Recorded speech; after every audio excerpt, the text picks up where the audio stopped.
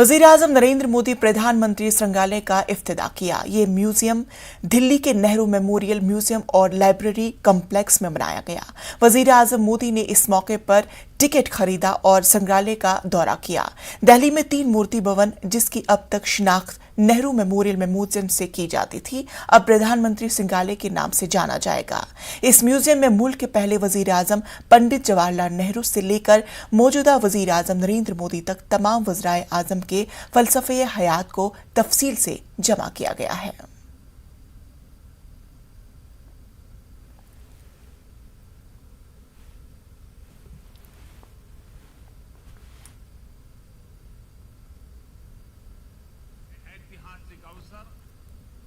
लोकतंत्र को सशक्त और समृद्ध करने के संकल्प को दोहराने का भी एक बेहतरीन अवसर है। इस देश का संपन्न इतिहास हम वर्तमान पटल पर भी संभव कर सकें। आने वाले 25 वर्ष आजादी का ये अमृत काल देश के लिए बहुत अहम है। मुझे विश्वास है कि ये नवनिर्मित प्रधानमंत्री संग्रहालय भविष्य के निर्माण का भी एक ऊर्जा केंद्र बनेगा। अलग अलग दौर में लीडरशिप की क्या चुनौतियां रही, कैसे उनसे निपटा गया, इसको लेकर भी भावी पीढ़ी के लिए ये एक बड़ी प्रेरणा का माध्यम बनेगा। यहां प्रधानमंत्रियों से संबंधित दुर्लभ तस्वीरें, भाषण, साक्षात्कार, मूल लेखन जैसी स्मरणीय वस्तुएं रखी गई हैं।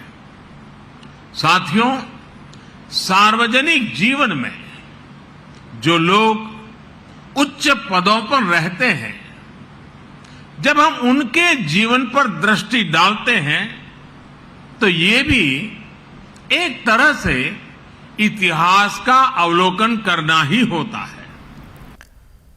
मध्य प्रदेश के खरगोन में तशद्दुद के बाद लगातार 5वें दिन भी कर्फ्यू जारी है। हर जगह पुलिस फोर्स तैनात है। कमिश्नर पवन शर्मा और आईजी राकेश गुप्ता ने खरगोन में ही डेरा डाल रखा है। आज कर्फ्यू में 2 घंटे की नरमी दी गई थी, जिसमें सिर्फ खवातीन को घर से बाहर निकलने की इजाजत थी। खवातीन को 2 घंटे के लिए दूध, सब्जियां, फलों समेत जरूरी अशिया खरीदने की छूट दी गई थी।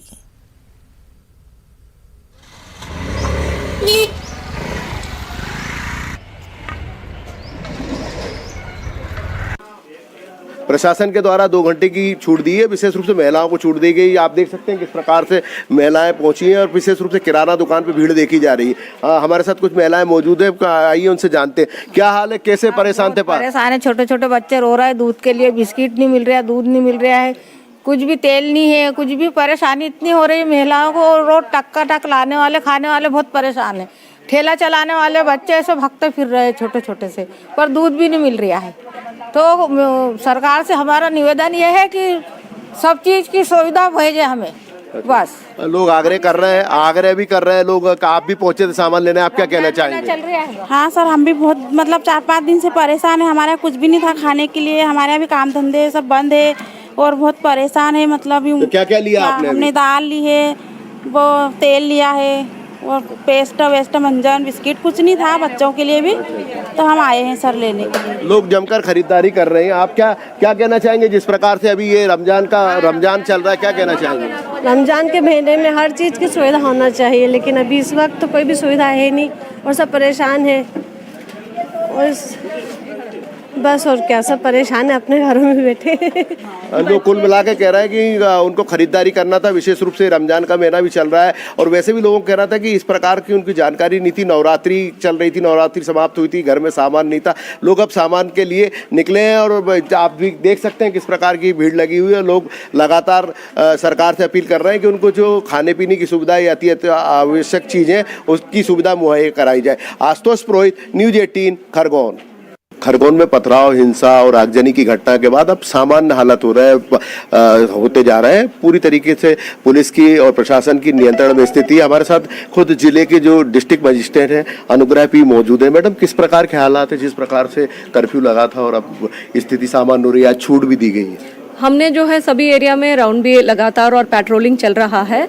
अभी स्थिति सामान्य है और हम आज जो है 2 घंटे की कर्फ्यू का छूट भी दे रहे हैं, जिसमें सिर्फ महिला जो है बाहर आने के अलाउ कर रहे हैं और कोई भी प्रकार की वाहन का उपयोग नहीं होगी।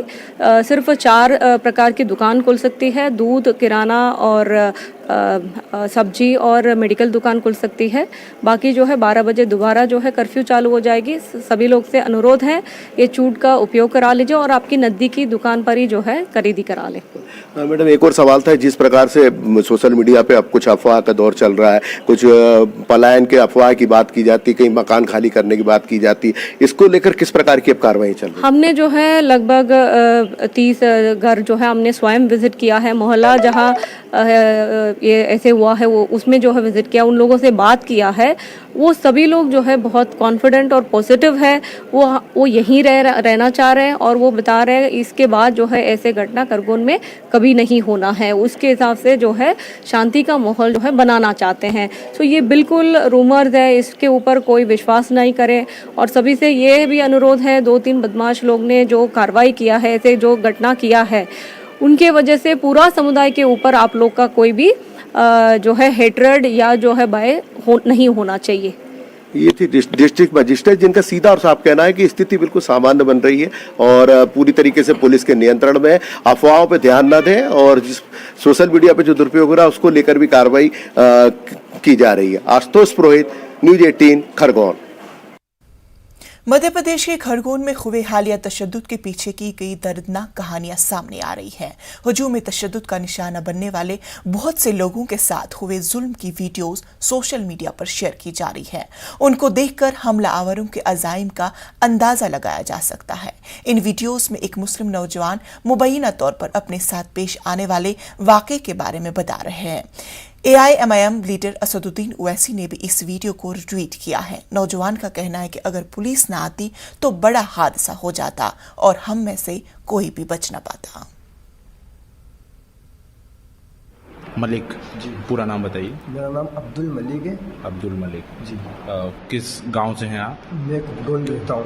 कुकडोल? हाँ, खरगोन से 10 किलोमीटर दूर कुकडोल। अच्छा, ग्राम कुकडोल। ग्राम कुकडोल। उसमें आपके गांव का, आपके मोहल्ले का नाम, टोले का नाम क्या है? बेड़ीपुरा। बेड़ीपुरा जी। तो ये क्या घटना हुई थी? हम रोज़ा खोलने के बाद में घर में बैठे हुए थे, तो रोज़ा खोलते वक्त हम जब रोज़ा खोल रहे थे तो कुछ लोग आए, कुछ नौजवान, उन्होंने जय श्री राम के नारे लगाए। तो हम तो अकेले सिंगल करके, हमको तो कोई फ़र्क नहीं पड़ता, कोई कुछ भी करे, हम तो हमारे घर में बैठे थे। तो फिर उसके बाद में थोड़ी देर बाद हुई, उसके बाद में 8 साढ़े 8 बजे, फिर उसके बाद में जो 10-15 थे, उसके बाद में 60 से 70 लोग आए हमारे घर के सामने। तो हमने देखा कि सभी के हाथ में पत्थर हैं, भाले हैं, और वो जैसे आके मतलब उन्होंने घर के ऊपर पथराव करा। तो मैंने मामा को अंदर लिया, ये मामा को अंदर किया।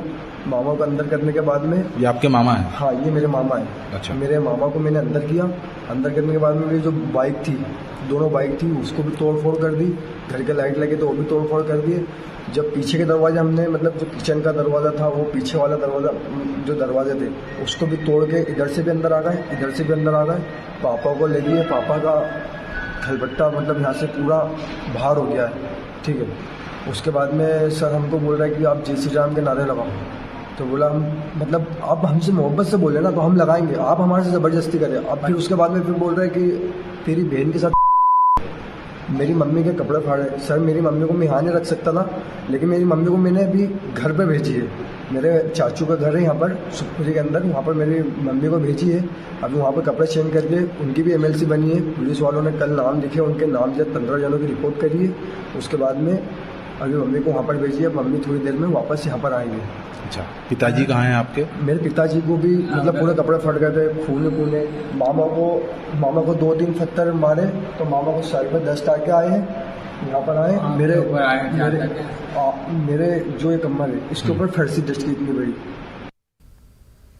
वहीं खरगोन में हुए फिरका वाराना तशद्दुद और इंतजामिया की इनहदामी कार्रवाई को लेकर बीजेपी और कांग्रेस में सियासी घमासान छिड़ गया है।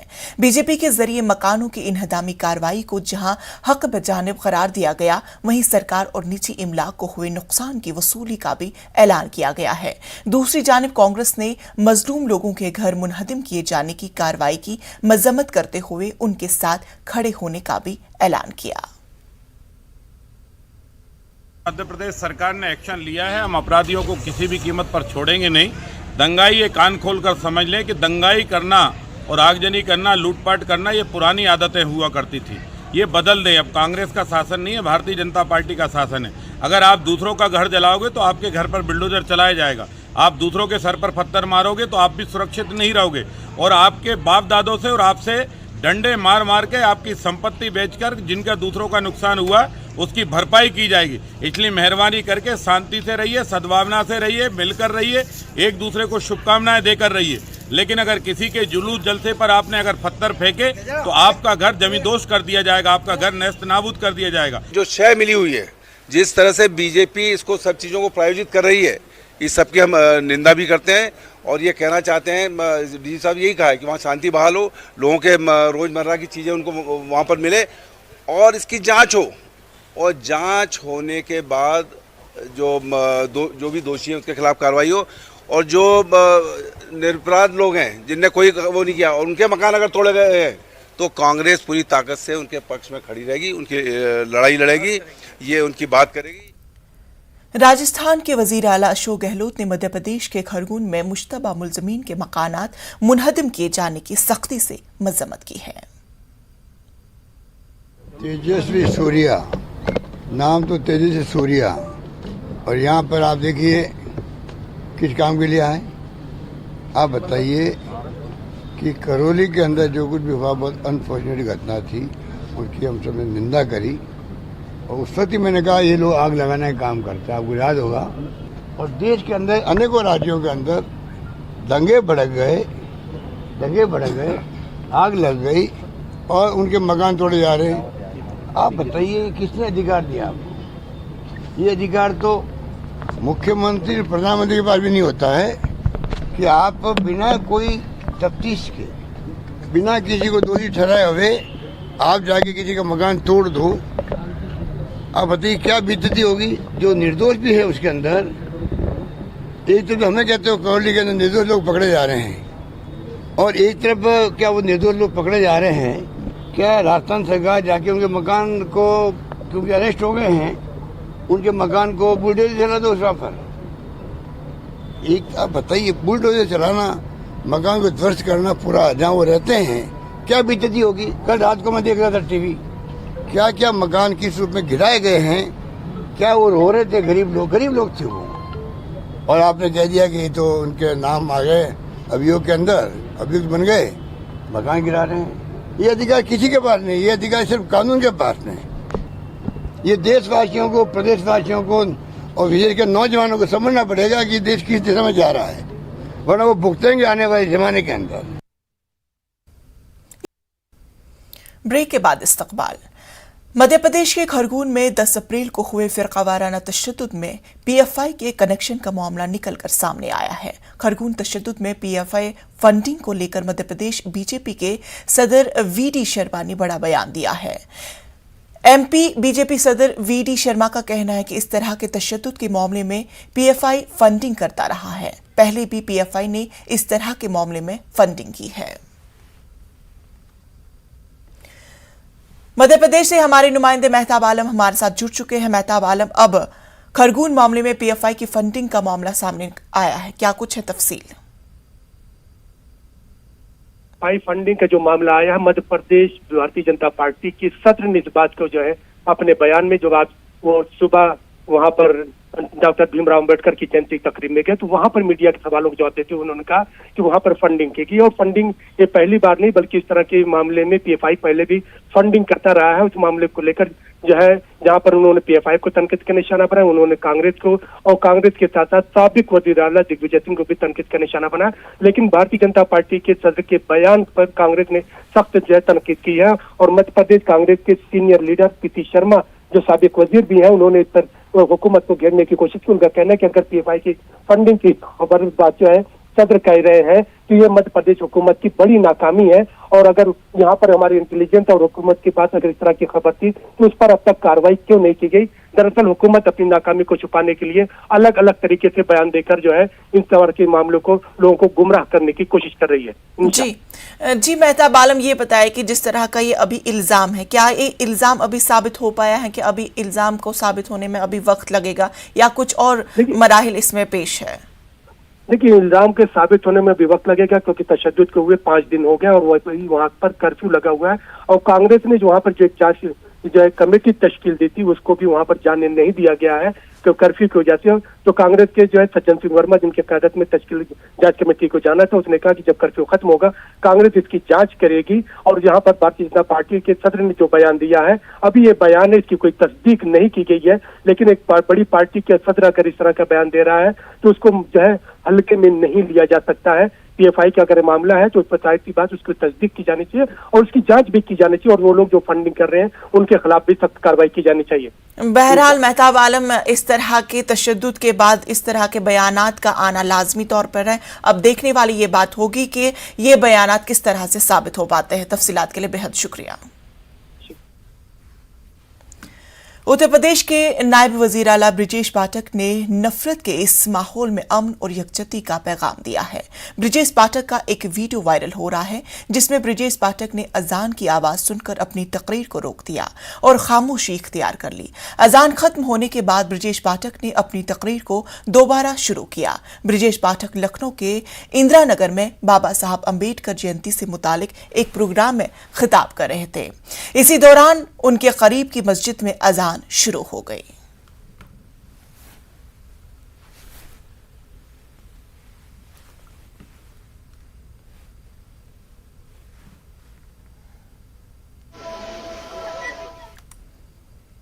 अरविंद केजरीवाल दिल्ली के तालीमी मॉडल की तारीफ करते हुए थकते नजर नहीं आते हैं। वहीं एनसीपीआर ने दिल्ली के सरकारी स्कूलों में बहुत सी कमियों को देखते हुए दिल्ली हुकूमत को नोटिस भेजकर जवाब तलब किया है। इस पूरे मामले पर एनसीपीआर के चेयरपर्सन प्रियंक कननकूर से हमारे नुमाइंदे ने बातचीत की। के लिए मौजूद हैं एनसीपीसीआर के प्रेसिडेंट प्रियंक कानूनगो जी। प्रियंक जी, आप लोगों ने दिल्ली सरकार को एक नोटिस भेजा है स्कूलों को लेकर कि वहाँ पे प्रिंसिपल्स की जो हायरिंग होनी है वो पद अभी तक खाली पड़े हुए हैं। देखिए, हमने दिल्ली सरकार के कई सारे स्कूल्स को विज़िट किया, बहुत सारी डिस्क्रिपेंसी पाई, इंफ्रास्ट्रक्चर के बहुत सारे लैप्सेस पाए, टीचर्स की कमी पाई और ज़ाहिर है प्रिंसिपल्स की काफ़ी सारी पोस्ट खाली पाई गई। हमने दिल्ली सरकार को इस बारे में पहले भी लिखा था, उनके उत्तर सेटिस्फैक्ट्री नहीं थे। हमने रिसेंटली जो यूडाइस पर उन्होंने अपनी स्टेट की जानकारी फिल की हुई उसको फिर से एक बार एग्जामिन किया तो ये पाया कि अभी तक कोई सुधार नहीं है और प्रिंसिपल्स की कई सारी पोस्ट खाली पड़ी हुई हैं। इसलिए हमने दिल्ली सरकार के चीफ सेक्रेटरी को एक फ्रेश नोटिस किया और उनसे इस बारे में फैक्चुअल पोजीशन मांगी है। लेकिन सर, दिल्ली सरकार तो ये कह रही है कि जो हायरिंग होती है, जो भर्ती होती है उन पदों पर, वो उनके दायरे में है ही नहीं। वो तो इस बात से मना कर रहे हैं। देखिए, जिन वाइस प्रिंसिपल्स के प्रमोशंस होने हैं, जिन टीचर्स के प्रमोशन होने हैं, वो तो वो कर सकते हैं ना। और उसके अलावा हमने ये 3 महीने में दूसरी बार उनसे पूछा है तो उनको बताएं कि प्रगति उन्होंने की, इस दिशा में क्या काम किया, वो तो वो बताते नहीं हैं। बहरहाल इंफ्रास्ट्रक्चर को लेके भी हमारी जो उनके साथ बात हुई, जो ग्रीवेंस हमारा था, उनमें भी कोई बहुत प्रगति अभी तक हुई नहीं है। सर, आप लोगों ने खुद भी स्कूल का इंस्पेक्शन किया, क्या पाया आपने? जिस तरीके से ये बात करते हैं कि स्कूल जो शिक्षा मॉडल है वो बेहतर मॉडल है, चैलेंज करते हैं दूसरे राज्यों को भी। देखिए, मैं आपको एक आंकड़ा आज केवल बताऊंगा। देश में जो प्राइवेट स्कूल्स और गवर्नमेंट स्कूल्स की हिस्सेदारी है, पूरे देश में 22% स्कूल प्राइवेट हैं और सरकारी स्कूल 68% से कुछ ज़्यादा है। लेकिन अगर हम दिल्ली की बात करें ख़ास तौर पर, तो दिल्ली में प्राइवेट स्कूल्स की हिस्सेदारी 46.8% है। तो शिक्षा का अधिकार कानून जब बनाया गया, जब संविधान में ये आर्टिकल 21A को लाया गया और ये तय किया गया कि सरकार की जिम्मेदारी होगी कि बच्चों के लिए स्कूल हो, तो सरकार तो अपनी जिम्मेदारी पूरी नहीं कर रही। अगर 46% स्कूल प्राइवेट हैं तो सरकार कहीं ना कहीं अपनी जिम्मेदारियां पूरी नहीं कर रही है। ऐसी अनेक सारी चीज़ें हैं, अनेक सारी रिपोर्ट्स हैं, अनेक सारे आंकड़े हैं। समय समय पर हम आपको इसके बारे में अवगत कराते रहेंगे कि कहाँ कहाँ सुधार की ज़रूरत है। ये हमारा काम है कि हम बताएं कि आप यहाँ गलत हैं, वो सुधारें, उनको सुधार करना चाहिए। बस एक छोटा सा लास्ट सवाल है सर कि जिस तरीके से मैंने पूछा कि अपने शिक्षा मॉडल को लेकर ये लोग लगातार बात करते हैं, आपने भी बताया कि इंस्पेक्शन के दौरान ये देखा कि जेंडर वाइज भी वहाँ पर लड़कियों को जिस तरीके से कढ़ाई बुनाई सिखाई जा रही थी, इसे कैसे देखते हैं? देखिए, हमने ये कई जगहों पे वोकेशनल एजुकेशन के बारे में कई स्कूलों में बात की, तो हमको पता चला कि जो गर्ल्स स्कूल है वहाँ केवल सिलाई कढ़ाई ही बच्चियों को सिखाई जा रही है। दैट मीन्स कि पूरा सिस्टम जेंडर बाइज्ड है और लड़कियों को मजबूर किया जा रहा है कि उनके जेंडर के अकॉर्डिंग उनको वही काम करने चाहिए जो सदियों से गुलामी की मानसिकता के तहत उनको सिखाया जाता रहा है। तो ये कमीशन ने अपने ऑब्जर्वेशन में पाया कि गलत है और हमने दिल्ली सरकार को बोला है कि इस चीज़ को ठीक करें। लड़कियां बराबरी का हक रखती हैं और उनको सभी तरीके की वोकेशनल एजुकेशन दी जानी चाहिए। जिन जिन स्कूलों में हमने ये पाया है, स्कूल वाइज दिल्ली सरकार को हमने अवगत कराया है। तो आपने देखा, ये थे हमारे साथ बात करने के लिए एनसीपीसीआर के प्रेसिडेंट प्रियांक कानूनगो जी। उनका कहना है कि जिस तरीके से दिल्ली के 1027 स्कूलों में से मात्र 203 प्रिंसिपल्स ही हायर किए गए हैं, इस पर जवाब मांगा गया है। अब देखना होगा कि दिल्ली सरकार इसका क्या कुछ जवाब देती है। कैमरा पर्सन रमेश रत्नाकर के साथ रचना, न्यूज़ 18 दिल्ली। मकबूजा मगरबी किनारे में इस्राइली फोर्सेस की कार्रवाई में आज 2 फलस्तीनियों की मौत। खबरों में फिलहाल इतना ही। मुझे दीजिए इजाजत। आदाब।